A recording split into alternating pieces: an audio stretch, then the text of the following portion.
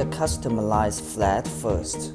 Then clean the double chin with towel. Apply proper sized freezing mask on the double chin.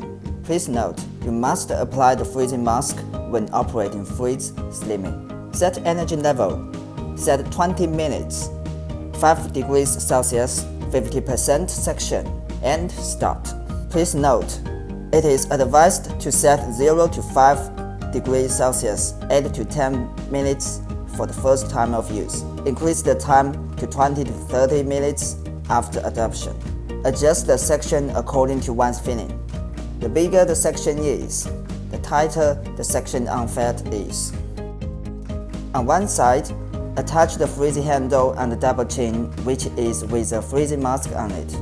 Please note, during the process, your skin will feel tight, ice, and numbing, but you will feel nothing after adoption. The machine will stop automatically when the operating time is up.